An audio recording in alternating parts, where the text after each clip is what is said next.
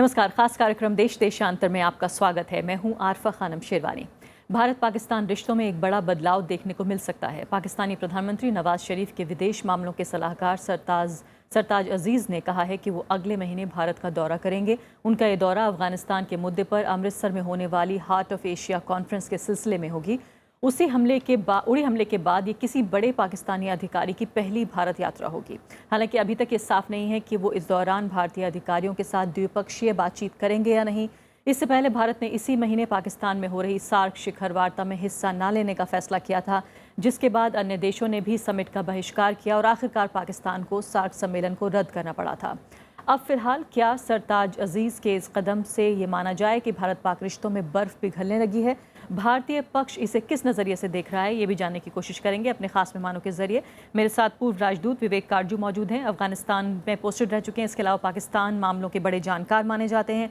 दूसरे खास मेहमान भारत के पूर्व विदेश सचिव शशांक जी मेरे साथ स्टूडियो में मौजूद हैं। विनोद शर्मा मेरे साथ हैं, पॉलिटिकल एडिटर हैं हिंदुस्तान टाइम्स के और भारत पाक रिश्तों के वो भी जानकार माने जाते हैं।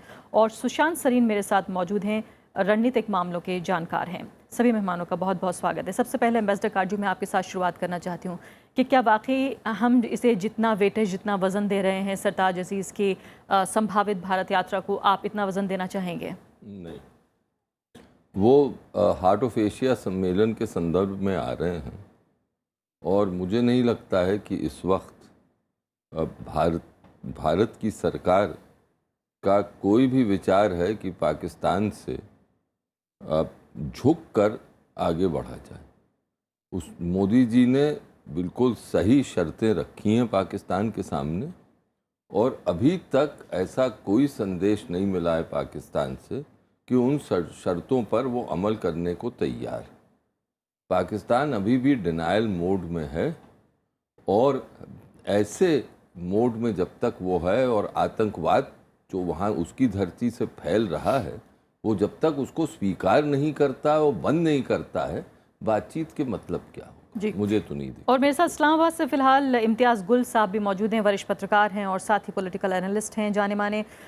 इम्तियाज़ गुल साहब, ये बताइए, फिलहाल आपने एम्बेसडर कारजू की बात ज़रूर सुनी, लेकिन इसके अलावा पाकिस्तान में इसे किस नज़रिए से देखा जा रहा है? इस पूरे जेस्चर को किस तरह से देखा जाए कि वहाँ के फॉरेन मिनिस्टर यहाँ पर पहुँच रहे हैं तमाम हॉस्टिलिटी के बावजूद? क्या पाकिस्तान अपनी तरफ से कोशिश कर रहा है, ऐसा माना जाए? देखिए, पाकिस्तान अपनी तरफ से अफगानिस्तान से जुड़ी जितने भी मामले हैं उन पे हमेशा मेरा ख्याल है हर सम्मेलन में उसने शिरकत की है। तो हार्ट ऑफ एशिया कॉन्फ्रेंस जब भी होती है उसमें पाकिस्तान, भारत सबके नुमाइंदे मौजूद होते हैं। तो उसी इरादे से सरताज अजीज साहब अगर वो आए तो वो फिर इसमें आपके पास अमृतसर में मौजूद होंगे। अब किस हद तक उसका असर इंडिया पाकिस्तान रिलेशंस पे पड़ता है या क्या उस पे साइडलाइंस पे बात होती है नहीं होती, इसके बारे में अभी कहना बहुत मुश्किल है। इसलिए कि इस वक्त तो जो बात यहाँ पे गर्म है काफी, वो तो यही है कि लाइन ऑफ कंट्रोल से कश्मीर में दोनों तरफ से फायरिंग की आवाजें सुनाई दे रही हैं। हमारे लोग कहते हैं कि भारतीय सेना जो है वो अनप्रोवोक फायरिंग कर रही है, आपके लोग कहते हैं कि पाकिस्तानी सेना ये काम कर रही है। उसकी वजह से पॉलिटिकल टेम्परेचर काफी बढ़ा हुआ है और मैं नहीं समझता कि अभी अगले 2-3 हफ्तों के दौरान कोई इतनी बड़ी तब्दीली आए जिससे विवेक कारजू साहब ठीक कहते हैं कि मोदी जी ने चूंकि शर्तें रखी हुई हैं और अगर पाकिस्तान शर्तें नहीं मानेगा तो जाहिर है वो फिर जो बायलैटरल डिस्कशन है वो भी नहीं हो सकती। जब तक शर्तें सामने रहेंगी टेबल पे उस वक्त तक मैं नहीं समझता कि कोई आसानी से दोनों के बीच बातचीत शुरू हो सकेगी। जी, शशांक जी, मैं आपसे आपकी राय जानना चाहती हूँ कि फिलहाल एलओसी के माहौल को देखते हुए आपको लगता है कि क्या वाकई पाकिस्तान की तरफ से ये एक बेहतर कदम मानते हैं? अगर आप इस बात की वकालत करते हैं कि बेहतर पाकिस्तान और भारत के रिश्ते होने चाहिए, चूँकि फ़िलहाल अजीज़ साहब ने ये कहा है कि वो ब्लंडर शब्द का इस्तेमाल किया है कि वो जिस तरह से भारत ने सार्क को बॉयकॉट करने का ब्लंडर किया, वो ऐसा नहीं करना चाहते। एक तरह से कहने की कोशिश हो रही है कि भारत के सख्त रवैये का जवाब जो है वो नर्म रवैये से पाकिस्तान देने की कोशिश कर रहा है। क्या आप इसका स्वागत करेंगे या आप इसको कोई वज़न नहीं देना चाहते? देखिए, इम्तियाज़ साहब ने जो भी बात कही है वो पाकिस्तान के ध्यान में, हितों को ध्यान में रखते हुए कही है। मैं सोचता ये हूँ कि पाकिस्तान अभी आतंकवाद के मसले पर तो अपना विचार कोई चेंज नहीं करना चाह रहा है, तो हमको अपना जो रवैया है उसके बारे में वो दबाव बनाए रखना होगा। लेकिन दूसरी तरफ मैं ये भी कहूँगा कि पाकिस्तान को मालूम है कि जिस तरीके से अमेरिका में अभी चुनाव हाल में हुए हैं और जिस तरीके के दबाव उनके ऊपर पड़ सकते हैं, उसको वो थोड़ा सा स्टडी करना चाहेंगे कि अफ़गानिस्तान में अमेरिका वाले क्या आगे ले जाएंगे, क्योंकि कुछ ऐसा निकल कर आया है कि कम से कम 10,000 ट्रूप्स तो वहाँ रहेंगे ही रहेंगे, क्योंकि पाकिस्तान न्यूक्लियर वेपन देश है उनके पड़ोस में। एक ये भी निकल कर आया ट्रांजिशन टीम से कि भारत को थोड़ा मदद देना होगा ताकि ये पाकिस्तान में जो न्यूक्लियर वेपन का उसका है उसको थोड़ा सा संभाल के रखा जाए।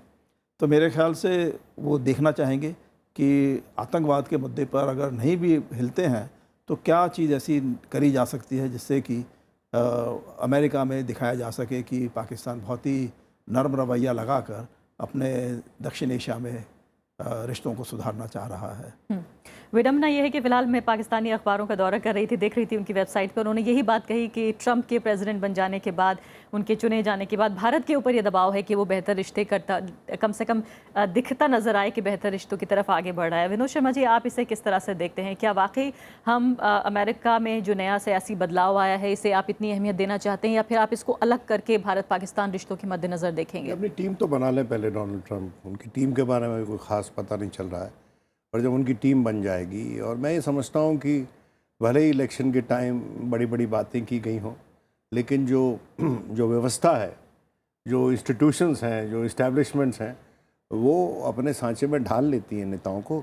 कुछ मुद्दों पर शायद वो अपनी बात कर लेते हैं, कर गुजरते हैं, लेकिन बहुत सारे मुद्दों पर जो कंटिन्यूटी होती है फॉरेन पॉलिसी में वो ब्रॉडली रहती है।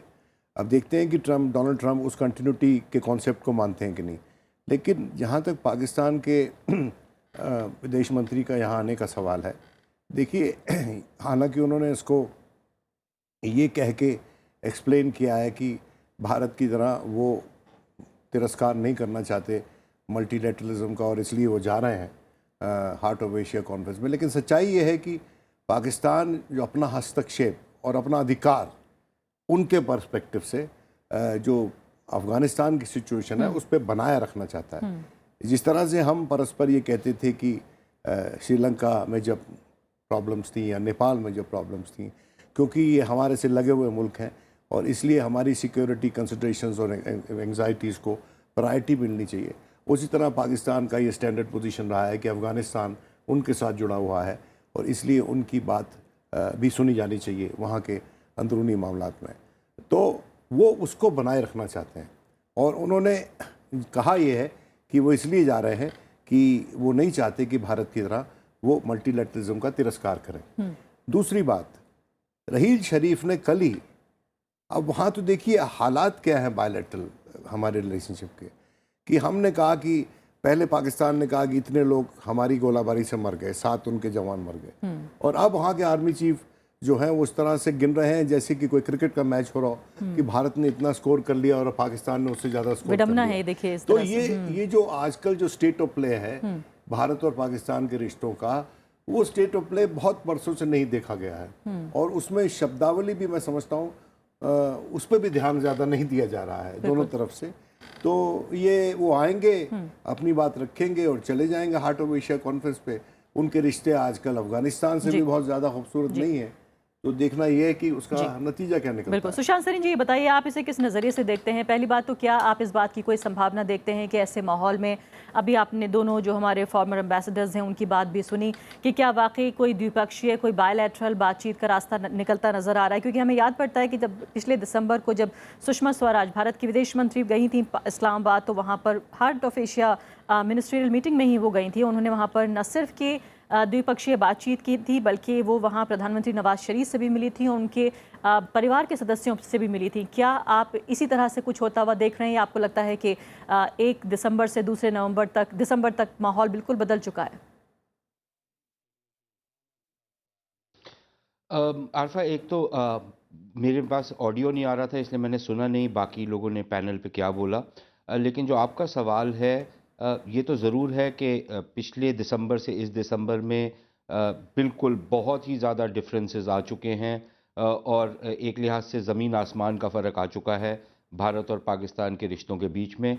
पिछले दिसंबर और में तो ये लग रहा था कि शायद कुछ पेशरफ्त होगी, कोई डायलॉग का प्रोसेस वापस जा रहा था, लेकिन उसके बाद मुसलसल जिस तरीके की चीज़ें हुई हैं, पठानकोट के अटैक से लेकर के उरी के अटैक तक, और उसके बाद तो मेरे ख्याल अभी कोई संभावना लगती नहीं है। जहाँ तक इनका सरताज अजीज़ का आने का मामला है, एक तो मेरे ख्याल क्योंकि सुषमा जी की तबीयत ख़राब है, तो भारत का प्रतिनिधित्व कौन करेगा मुझे अभी मालूम नहीं है, लेकिन ऑब्वियसली अगर सुषमा जी होती तो एक हायर लेवल पर वो बात हो रही होती, खास तौर पर क्योंकि वो विदेश मंत्री हैं। सुनने में दूसरी ये आ रहा है, चीज़ ये खबरें ये है आ रही हैं सुशांत जी और कि जहाँ खुद पर प्रधानमंत्री शायद मोदी वहां जा सकते हैं और अफगानिस्तान के राष्ट्रपति अशरफ गनी भी आ रहे हैं। वो पॉसिबिलिटी है, लेकिन अगर मोदी जी जाएंगे तो फिर मुझे नहीं लगता कि मोदी जी सरताज अजीज़, जो कि एक मंत्री भी नहीं है, एक एडवाइज़र लेवल के आदमी हैं, बेशक उनके पास ओहदा एक मंत्री का हो, उनके साथ वो कोई डायरेक्ट बातचीत करेंगे। लेकिन जहाँ पर एक छोटी सी संभावना नज़र आ रही है वो ये है कि इस कॉन्फ्रेंस के शुरू होने से पहले बहुत सारे जो पश्चिमी देश थे उनके राजदूत ये एक लिहाज से एक फ़िशिंग एक्सपेडिशन कर रहे थे कि क्या अगर सरताज अजीज़ भारत आते हैं तो उनको किस तरीके का उनके साथ बर्ताव होगा, क्या भारत जैसी की तैसी करेगा, और जिस तरीके की बदतमीज़ी पाकिस्तान में हुई थी राजनाथ सिंह के साथ, क्या उसी की तरीके की चीज़ करेगा, या भारत एक औपचारिक तौर पर जिस तरह की मेज़बानी होती है, ये नहीं कि जो पप्पी जप्पी की डिप्लोमेसी है वो नहीं, लेकिन एटलीस्ट एक नॉर्मल जो एक डिप्लोमेटिक कर्टसीज़ हैं वो एक्सटेंड करेगा। और मेरे ख्याल यहाँ पर जो उनको पता लगा वो यही था कि वो सारी जो डिप्लोमेटिक कर्टसीज़ होती हैं वो एक्सटेंड की जाएंगी, लेकिन उससे ज़्यादा कुछ एक्सपेक्ट करना शायद पॉसिबल होगा नहीं, और उस ये मान लेना कि यहाँ से फिर दोबारा से वो जो डायलॉग का ट्रैक टूटा था उसको दोबारा से पटरी पे चढ़ाने की बात होगी, शायद नहीं। लेकिन फिर भी ये माना जा रहा था कि उनके यहाँ पर आने से एक छोटी सी संभावना है, बहुत छोटी सी, कि कुछ जो शिद्दत आई है दोनों देशों के बीच में, ख़ास तौर पर जो एलओसी पे हालात हैं उसमें शायद कुछ पेशरफ्त हो पाए। होगी या नहीं ये कहना मुश्किल है, लेकिन ये एक संभावना ज़रूर कुछ लोगों ने जाहिर की है। लेकिन ज़्यादा मेरे ख्याल फोकस यही रहेगा कि अफ़गानिस्तान में जो हालात हैं, लेकिन उसमें हार्ट ऑफ एशिया कितना सक्रिय रोल प्ले कर पाएगा, मेरे ख्याल इस पर भी एक बहुत बड़ा सवालिया निशान है। और ये भी बहुत महत्वपूर्ण है कि भारत, जब तक पाकिस्तान तालिबान भारत और पाकिस्तान की जो राहें अलग अलग हो रही हैं, इससे अफगानिस्तान की समस्या पर कितना बड़ा असर पड़ सकता है, ये भी बहुत महत्वपूर्ण है ऐसी बदलती दुनिया में, जिसमें कहा जा रहा है कि अब ट्रंप जो राष्ट्रपति बन गए हैं उसके बाद से शायद नए सिरे से दुनिया को और विदेश नीति को देखना पड़ेगा। ये इसके बाद किस तरह से इसको देखा जाए अफगानिस्तान की समस्या को, जो शायद भारत और पाकिस्तान दोनों को बराबर या कहीं ज़्यादा प्रभावित करता है पाकिस्तान को। एम्बेसडर काटजू, ये बताइए फिलहाल कि अभी जिस तरह के स्कोर का जिक्र कर रहे थे अभी विनोद शर्मा जी, क्या वाकई आप ऐसे ही देखते रहना चाहते हैं? क्योंकि अगर टेंशन जो है, वो तनाव है, अगर वो ख़त्म नहीं होगा या कम नहीं होगा तो ये स्कोरिंग चलती रहेगी, कभी उधर बढ़ेगी कभी इधर बढ़ेगी। क्या आपको लगता है कि जो आपने कहा प्रधानमंत्री मोदी की शर्तें वो अपनी जगह जायज़ हैं, लेकिन कहीं ना कहीं बात तो शुरू करनी होगी? देखिए, बात क्यों शुरू करनी होगी? क्या डायलॉग या बातचीत, अगर अंग्रेजी में आप इजाज़त दें, is an and in itself? बातचीत तो एक माध्यम है एक लक्ष्य पहुंचने का। लक्ष्य है अच्छे रिश्ते। जब एक तरफ पाकिस्तान ये चाहता ही नहीं है, उसने ये कोई इशारा नहीं किया है कि वो अच्छे रिश्ते चाहता है, तो फिर क्या बातचीत से क्या निकलेगी? लेकिन दो और महत्वपूर्ण बात, एक पाकिस्तान के अंदरूनी हालात इस वक्त देखें, उनके वहाँ अभी यही नहीं पता कि राहल शरीफ रहेंगे या नहीं। वो और चंद दिनों में रिटायर करने वाले हैं। लोग एक्सपेक्ट यही करते हैं, उम्मीद यही करते हैं कि एक दूसरा आर्मी चीफ आएगा, और जब तक वो आर्मी चीफ सेटल नहीं करेगा तब तक पाकिस्तान से बातचीत करने कोई फ़ायदा नहीं। दूसरी बात ये आप ध्यान रखें कि ये सम्मेलन जो है हार्ट ऑफ एशिया, ये अमृतसर में हो रहा है। इससे अफगानिस्तान और भारत दोनों ये इशारा कर रहे हैं पाकिस्तान को कि जो वो कनेक्टिविटी के मामले में एक अड़ियल रुख अपनाए हुए हैं कि भारत को कनेक्टिविटी अफगानिस्तान में नहीं देगा, पाकिस्तान लैंड रूट के जरिए, पंजाब के जरिए और केपी के जरिए या बलूचिस्तान के जरिए, तब तक अफगानिस्तान भी एक किस्म से उससे रुष्ट है और हमारी तो इसमें स्टैंड जाहिर है। तो एक ये ताली दो हाथ से बजती। जब पाकिस्तान की तरफ से कोई पहल ही नहीं है, ना कनेक्टिविटी पर है, ना भारत पाकिस्तान रिश्तों पर है, तो फिर आगे क्या बात की जाए। नहीं, फिर मैं आपसे ये भी समझना चाहती हूँ, आपने कई दशकों तक देखा है भारत पाकिस्तान के रिश्ते लगातार उतार चढ़ाव पर रहे हैं, लेकिन क्या वाकई अभी जिस मकाम पर नजर आ रहा है, लगातार सिविलियंस का हम जिक्र करें या फौजियों का जिक्र करें, हम जाने जा रही हैं, इसको कितना भी राष्ट्रवाद से उधर उस तरफ या इस तरफ जोड़ लिया जाए, लेकिन ये बात तो सच है कि लोगों की जाने जा रही हैं। आप इसे कहाँ बढ़ते हुए देखते हैं? अगर हम बातचीत नहीं करेंगे तो क्या करेंगे? देखिए, कोई नहीं चाहता है कि जाने जाए, लेकिन क्या पाकिस्तान की नीतियां बदल रही हैं? पाकिस्तान अगर फायरिंग करता है और उद्देश्य यह है कि इन्फिल्ट्रेशन करे, क्या इसमें दो राय हो सकती है कि दहशतगर्दी किस तरफ से चल रही है? क्या हम ये नजरअंदाज कर दें? कब तक नजरअंदाज करेंगे? दशकों से उनके वहां से दहशतगर्दी चल रही है। यहाँ पे लहू इनोसेंट्स का, बेगुनाहों का लहू बहा है, और उनकी वो जो पूरी नीति है, जो वहां पे गुट है, लश्कर है, उसके जो सरगना है, जो हिज्ब है, जैश है, क्या वो नहीं चल रहे हैं? क्या उनकी नीतियों पर अब कोई फर्क आया है? तो आप जो फरमा रही हैं, क्या उस पर ये सही है? कोई नहीं चाहता है, लेकिन इसका जो जिम्मेदार है वो पाकिस्तान है। ठीक है, इम्तियाज़ गुल साहब, आप सुन रहे होंगे एम्बेसडर काटजू को, एक एक बात उनकी जायज़ है। क्या जवाब है आपके पास, पाकिस्तान के पास? कैसे आखिर भारत आगे बढ़े? भारत के पास जवाबदेही है अपने नागरिकों को देने के लिए भी, जिस तरह से मासूम जाने जा रही हैं दोनों तरफ, किस तरह से आगे बढ़ाई जाए बात? तो आपने तो उनकी तमाम बातों को जायज करार दे दिया, तो मैं इसमें अब क्या जवाब दूं इसका।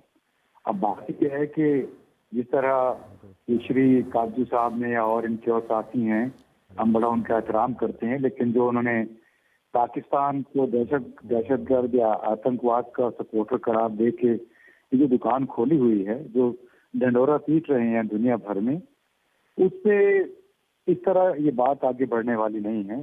अगर ऐसी बात होती और आपकी बात मानने वाली होती, तो फिर रूस और चीन आपकी बात मान लेते जब ब्रिक्स का समिट हुआ था, फिर तुर्की भी आपकी बात मान लेता, दूसरे देश भी मान लेते। तो वो जो विनोद शर्मा साहब ने शुरू में बात की थी, क्या जिस तरह आपको बड़ी दिलचस्पी है कि श्रीलंका, बांग्लादेश, नेपाल, म्यांमार में वो कुछ होता रहे जो आप चाहते हैं, या कम से कम अपना लेजिटिमेट इंटरेस्ट जो है उसको प्रोटेक्ट करें, इसी तरह पाकिस्तान को भी, चाहे वो अफगानिस्तान हो, अपना लेजिटिमेट इंटरेस्ट प्रोटेक्ट करना है, चाहे वो कश्मीर हो जहाँ पे पाकिस्तान पार्टी है भारत के साथ साथ। तो मेरा ख्याल है कि इसमें जब तक ये बातचीत खत्म नहीं होगी कि आप सब ये ढोल पीटते रहें कि पाकिस्तान, जिसको मदर फ्लैगशिप या पता नहीं क्या कहा था मोदी साहब ने, वो बात भी किसी ने नहीं मानी, उस वक्त तक ये हालात जोड़ने वाले नहीं है। और मैं तो समझता हूँ चाहे पाकिस्तान हो, अफगानिस्तान हो, इंडिया हो, ऐसी लॉबीज हैं, ऐसा वेस्टेड इंटरेस्ट है, जो फोर्सेस ऑफ स्टेटस को हैं, जो कि हालात बिगाड़ने नहीं देते, बल्कि बार बार कंडीशंस को या शर्तों को सामने रख के उसकी राह में रोड़े अटकाते रहते हैं। तो मैं नहीं समझता कि इस हवाले से कोई बातचीत इस तरह आगे बढ़ नहीं, मैं इम्तियाज़ साहब ये जानना चाहती हूँ कि अभी जो एम्बेसडर काटजू कह रहे हैं, माफ कीजिएगा मैं आपको रोक रही हूँ जी, मेरी बात माफ कीजिएगा आपको रोक रही हूँ, मैं ये पूछना चाहती हूँ आपसे। बात हो रही है अफगानिस्तान की और आपके एक एनालिस्ट उसको जोड़ रहे हैं पाकिस्तान के न्यूक्लियर वेपन से, तो मुझे नहीं समझ आती कहाँ की दौड़ कहाँ से मिला था, क्योंकि वो वहाँ पे 10,000 फौजी इसलिए रहेंगे अमेरिकन, चूंकि पाकिस्तान के न्यूक्लियर वेपन है। और बाबा, पाकिस्तान के न्यूक्लियर वेपन का अफगानिस्तान से क्या ताल्लुक है? नहीं, मैं आपसे ये जानना चाहती हूँ, जो एम्बेसडर काटजू कह रहे हैं कि आपका इस बात से इनकार है कि पाकिस्तान की तरफ से भारत के खिलाफ आतंकवाद नहीं हो रहा है। क्या हमने पिछले सालों में लगातार यहाँ पर बम धमाके और मासूम लोगों की जानें जाते हुए नहीं देखा है? क्या आपको इस बात से इनकार है कि पाकिस्तान की तरफ से आतंकवाद नहीं आ रहा है? आप तो सिर्फ अपने मुंबई को लेके या उड़ी को लेके आतंकवाद की बात कर रहे हैं। हमारे तो यहाँ पे हर रोज आतंकवाद के हो रहे हैं। लेकिन भारत तो जिम्मेदार नहीं है इम्तियाज साहब। इसके बाद देखिए, आप ये कोई मतलब कोई आइसोलेशन में ये वाकयात नहीं होते हैं। अगर भारत, ये काजी साहब जैसे लोग या और बहुत सारे लोग हैं जो इस वक्त गवर्नमेंट में हैं, वो अगर ये समझते हैं, ये पॉलिसी जो आगे लेके चल रहे हैं कि आतंकवाद पाकिस्तान करवा रहे हैं, तो आप तो फिर बड़े सादे होंगे अगर आप आतंकवाद पाकिस्तान में नहीं करवा रहे हैं। पाकिस्तान में आतंकवाद करने वाले फिर कौन हैं? इसमें कोई भी किसी ग्रुप में, नॉन स्टेट ग्रुप में इतनी हिम्मत नहीं है कि वो आके पाकिस्तान की सरकार पे, पाकिस्तान की स्टेट पे कब्जा कर ले। इनके पीछे कोई ना कोई तो होगा। जिस तरह मोदी साहब ने 15 अगस्त को अपनी तकरीर में बलूचिस्तान का भी जिक्र कर दिया, अब एक बलूचिस्तान का आपने मंत्र पढ़ना शुरू कर दिया है। तो इस तरह ये देखें कि पाकिस्तान ये नहीं है कि भारत की सरकार या भारत की इंटेलिजेंस एजेंसी की चुप करके बैठी है, ये अदले का बदला चल रहा है। पाकिस्तान में, अफगानिस्तान में कुछ होता है पाकिस्तान में हो जाता है, पाकिस्तान में कुछ होता है या उड़ी में कुछ हुआ तो फिर पाकिस्तान में कुछ ना कुछ हो रहा है। तो ये इतने आप सादे ना बने। ये एक प्रॉक्सी वॉर चल रही है और उसके नतीजे में शशांक जी काफी सख्त बातें कह रहे हैं फिलहाल इम्तियाज गुल, सीधे तौर पर जो है बलूचिस्तान में जो कुछ हो रहा है भारत को इसके लिए आरोपित कर रहे हैं। पाकिस्तान ने अब अपना रवैया देखे, जब बांग्लादेश अलग हुआ तो पाकिस्तान ने एक मध्य पूर्व का देश बनने की कोशिश करी।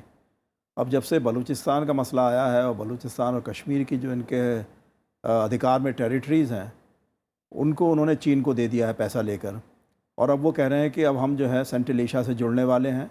सेंट्रल एशिया, चीन, सबके लिए जो है हम यहाँ पर जो है इनको बंदरगाह देंगे और ये ग्वादार जो है सबसे महत्वपूर्ण बन जाएगा। तो मतलब नए तरीके की वो चाल चला रहे हैं। और उसमें अफ़गानिस्तान का, चूँकि ये हार्ट ऑफ एशिया कॉन्फ्रेंस हो रही है, तो एक नई डेफिनेशन देखना चाह रहे हैं जिसमें वो चाहते ये नहीं है कि पाकिस्तान को उसको जो है ट्रांजिट राइट्स देने पड़े अफ़गानिस्तान और इंडिया के ट्रेड को सार्क के मातहत। वो सोचते हैं कि सार्क ख़त्म हो चुका है। अब जो उनका सेंट्रल एशिया का जो उनका और टर्की के साथ में मिल के जो नया ग्रुप बनने वाला है, तो वो अपने को फिर से प्रेजेंट करेंगे किस तरीके से अमेरिका और विश्व के और देशों को कि हम जो है मध्य पूर्व में अब शांति ला सकते हैं और हम और टर्की मिलके जो है ये काम करेंगे और चीन हमको पैसे देगा, आपको पैसे देने की आवश्यकता नहीं है। तो मेरे ख्याल से वो कुछ जो बातें इस तरह की वो चला रहे हैं, अभी ये सब नए तरीके की बात चल रही है। और उनका भी नए, जैसे इन्होंने काटजू साहब ने कहा है, एक बार नए उनके आर्मी चीफ आ जाए निकल के, तब बात होगी, मालूम चल जाए कि उनके सिविलियन गवर्नमेंट कौन सी है, क्या है और किस तरीके का उनका आपस में ताल्लुकात बन रहे हैं, तब हम आगे बात कर सकते हैं। अभी तो हमें खाली ये सोच के चलना चाहिए कि वो अफगानिस्तान में जो कॉन्फ्रेंस हो रही है उसमें भारत और अफगानिस्तान को ज़्यादा आगे नहीं बढ़ने देना चाहते। बिल्कुल। सुशांत जी, क्या आप इस बात से सहमत होंगे कि फिलहाल कम से कम अब के लिए, जब अफगानिस्तान का भविष्य दांव पर है, जिसमें भारत का भी स्टेक है, पाकिस्तान का भी स्टेक है, बाकी बहुत सारे देश जो इसमें हिस्सा ले रहे हैं, ईरान, तुर्कमेनिस्तान और करीब आधा दर्जन और देश हैं, उन सब का भी स्टेक है, कहीं ना कहीं भारत को जो है अपने फिलहाल के मतभेद भुलाकर अफगानिस्तान के कम से कम सिलसिले में आगे बात करनी चाहिए। ऐसा लगता है आपको, ऐसा हो पाएगा? देखिए, इसमें दो चीज़ें। एक तो जो काटजू साहब ने कहा कि पता नहीं फ़ौज में क्या फेरबदल होगा पाकिस्तान में, अभी तो ये भी नहीं पता कि जो पाकिस्तान के प्रधानमंत्री हैं वो भी सरवाइव करेंगे या नहीं करेंगे। उनके ऊपर भी एक तलवार लटक रही है जुडिशरी वाली, और वो ऊँट किस करवट बैठेगा ये भी नहीं पता। तो एक लिहाज से एक अस्थिर सी सिचुएशन नज़र आ रही है। जहाँ तक जो आपका सवाल है, बुनियादी तौर पर देखिए, जो बाकी सारे देश हैं हार्ट ऑफ एशिया में, वो सारे ये चाह रहे हैं कि अफ़गानिस्तान के अंदर अमन और चैन हो, अफ़गानिस्तान स्टेबलाइज हो, अफ़गानिस्तान एक तरीके से हार्ट ऑफ एशिया बने और एक क्रॉस रोड्स बने ट्रेड रूट्स का। बाकी सबकी तो चेष्टा ये है, लेकिन पाकिस्तान की चेष्टा इससे बिल्कुल अलग है। और पाकिस्तान की जो हरकतें भी रही हैं अफ़गानिस्तान में, अब ये जो पाकिस्तानी आपके मेहमान हैं वो जो मर्ज़ी कहते रहें, और एक्चुअली वही जो रवैया है जो उन्होंने आपके प्रोग्राम में दिखाया, वही रवैया पाकिस्तान का अक्सर रहा है, और इसीलिए कोई बात आगे बढ़ नहीं पाती, क्योंकि जो एक्चुअल हकीकत है और जिस तरीके की, भाई अब तालिबान क्या कर रहे हैं पाकिस्तान में, वो क्यों वहाँ पर, अभी एक जो डेलीगेशन आई पाकिस्तान में, वो पहले विदेश मंत्रालय में जा कर के फिर 2 हफ्ते के लिए गायब हो गई। वो कहाँ गई थी? वो अफगानिस्तान तो नहीं गई थी, वो पाकिस्तान के अंदर जो तालिबान नेता बैठे हुए हैं उन्हीं के साथ वो सलाह मशवरा कर रही थी। जो सारे के सारे तालिबान का जो सारा नेटवर्क है वो पाकिस्तान में है, और वो वहां से अटैक करते हैं। हालांकि काफी विवादित मामला है, इसको लेकर ये भी माना जाता है अलग अलग तरह की खबरें छपी हैं। सुशांत जी, माफ कीजिएगा, मेरे पास समय बिल्कुल समाप्त हो गया। विनोद जी, आखिरी कॉमेंट।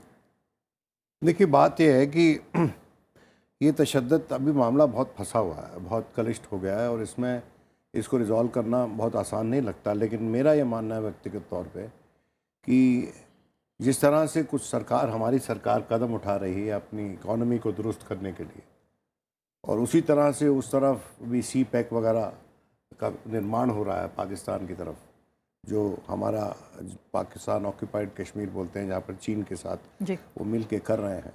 मुझे लगता है कि अगले बरस फरवरी के बाद, जब यहाँ पर अंदरूनी राजनीतिक माहौल थोड़ा सा उत्तर stable प्रदेश हो चुनावों जाएगा, का जिक्र उत्तर कर रहे हैं प्रदेश और पंजाब के चुनाव के बाद, तो शायद कुछ एफर्ट्स हों पहल नजर दोनों आएगी। तरफ से। फरवरी के महीने तक, फरवरी मार्च तक मुझे बायलैटरली भारत और पाकिस्तान के बीच में कुछ भी होता हुआ नहीं नज़र आता। और रही बात वहाँ के आर्मी चीफ की, अगर नया आर्मी चीफ आना होता तो अभी तक आ गया होता। मुझे लगता है कि जो प्रेजेंट आर्मी चीफ है उसी को एक्सटेंशन मिलेगी, नवंबर एंड तक तो उनकी रिटायरमेंट है, और वहाँ पर ये बात थी भी पहले कुछ हलकों में कि शायद उनको एक्सटेंशन मिल जाए। तो देखते हैं क्या होता है। तो फिर तो नवाज शरीफ गए। जी हाँ, सभी मेहमानों का बहुत बहुत शुक्रिया, और साथ ही इम्तियाज़ गुल भी मौजूद थे हमारे साथ इस्लामाबाद से, उनका भी शुक्रिया। तो अब देखते हैं कि दिसंबर नज़दीक ही है बिल्कुल, कि फ़िलहाल वाकई आते हैं फ़िलहाल सरताज अजीज़ साहब, और क्या वाकई कोई द्विपक्षीय बातचीत, कोई ऐसी बर्फ़ जिसके साथ हमने कार्यक्रम शुरू किया था जिस उम्मीद के साथ कि क्या वाकई कोई बर्फ़ पिघलती हुई नज़र आती है। फ़िलहाल अभी के लिए इतना ही, नमस्कार।